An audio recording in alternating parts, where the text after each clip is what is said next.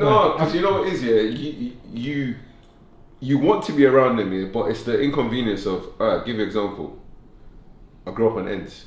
I love the ends, but the more I got known, the more it became a thing that flipping out. I can't get nothing done. Yeah. I come out my house, yo. So now I start to think, let me get out before I get to a certain level, so it doesn't look off. But then you get what I'm also, saying? yeah, Because now I've seen like certain people who are from ends who are at a certain level, they couldn't move around freely because every minute someone's stopping them to ask for something, someone needs help with something, someone starts trauma dumping on you because now, I haven't got none of this and blah blah blah. So you become too accessible, and it goes back to what we was talking about famous rappers in America getting killed in where they're from. That's sad, man. You get what I'm saying? Yeah. The jealousy kicks in. You feel like they start to feel you're not part of. But then even though you're trying to be there all the as a time. separate convo. Okay. Are we saying then that someone like Dolph, rest in peace, someone like Nipsey, rest in peace, should have been way out of the hood? They should not have been there. Because if for example Chizzo lived in Brixton, like because he's achieving things and like he's around people that may not necessarily be achieving things, it's like you separate yourself anyway, but you just so happen to be in the same area. And jealousy is bad, man. It's like jealousy kills people. So the separation is because I don't want to use the word we feel we're now better than the environment. We don't feel better than the people in that environment. Because I'm trying to think of how to word this because you don't feel like you don't so feel what is it then? Bro, you don't feel like you're better, but it's just the inconvenience because even that doesn't that sound wrong? No, you know what it is here. I'll give you an example from my point of view. Yeah, I hate telling people no. Yeah, you get what I'm saying. But you have to. But I have to. But I don't want to spend my day coming out of my house and thinking shit. I walk out the door straight away. I have to say no. Yeah, you get what I'm saying. But that's the line. But between when I'm here now, yeah, I could come out of my house.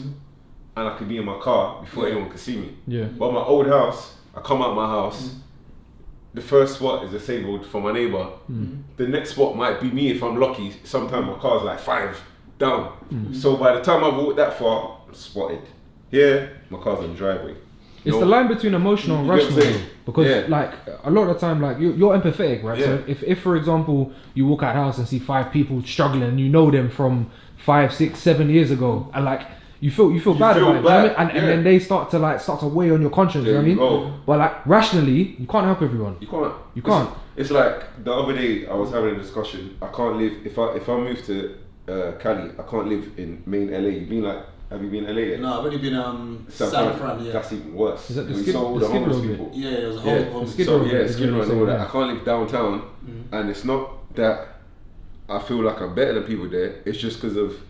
You want to save everyone. Bro, I'm there, I realise the last trip, I'm walking to the shop. If I walk out the shop and buy something, I'll see someone say, right, have you eaten? They're like, no. I'll be like, 1 second, I'll run back in. Then I realise I was doing it all the time. And I'm like, bro. Your day is gone. Your day is gone. You're gonna run out of money fast. Dude. I can't save everyone. Whose responsibility is it for, I think sometimes we call it the bystander effect. So whose responsibility is it? So I saw some footage today of I'm gonna say a young adult who was getting stabbed in Carl Shorten, okay?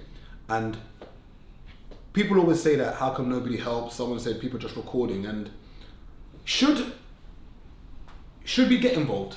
If you see an altercation happening, let's say someone's getting robbed. I know a knife is a very serious scenario, and one of the problems I have with the government and legislation and laws and policing is that I don't want to mention the names, but I know of 3 recent cases where somebody who stabbed somebody was caught with a knife prior and they was on bail, and still on bail while it happened. And there's someone who passed away, okay, who was caught with a knife and was on bail. Now, if those 2 people had been given sentences, for having those blades, one wouldn't have killed somebody and one wouldn't have been killed. Like they would both be alive, as in the person that was killed and the person who got killed would both be alive. And I don't know how you're having a knife and you're on bail. Like you're not Edward Scissorhands. Like you're not. I don't understand. Like you're not cutting trees. Like, what purpose have you got with a knife on you? Yeah. If you're not a chef, I don't understand. And I think when these things happen, should people get involved? If you see someone's gonna rob somebody, no chance, bro. No chance, bro. Don't be a hero, bro. That's why you die. That's why people die. That's why you end up on the milk carton, bro. So basically, you just watch it happen, basically. Just mind your business, unfortunately. Yeah, exactly. Unfortunately, because look, there's two ways you can look at it, right? So everyone's looking around thinking, oh, why don't someone help him? Why don't someone help him? That's what everyone does because they themselves don't want to get him because they know the consequences. What did you say to me the last time I helped someone? What happened? Listen, there you go. Look, there's your answer. Yeah. There's your answer.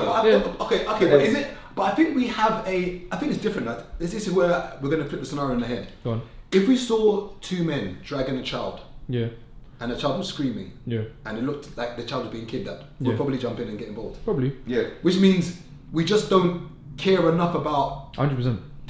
About the person it's happening to. Well, so basically, if it's women, if it's children or elderly, or women, maybe. Yeah. So no one cares about men then. No one cares about men.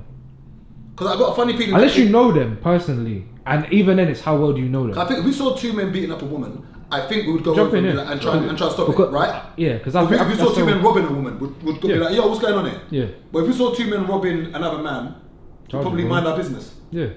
That's bad. Yeah, charge it. That's bad. Yeah. Because 9 times out of 10, if the scenario was flipped around and you was getting robbed and he was there, he's doing the same thing. And that's the problem. But we say it's the problem, but that's just life. It's survival of the fittest. You can't wear capes, bro. You die. I've seen Incredibles, bro. No capes. I've seen this. No capes, bro. Now I've seen things in the news where like a dog has jumped into the river, and then someone jumps in to try and save Lassie, and I'm like, you should just let Scooby-Doo die. I don't understand why you jumped in the river to go and save your dog. Empathy, bro. I'm not jumping in a river to save any dog. And I think people, and we're talking about empathy, people care a lot.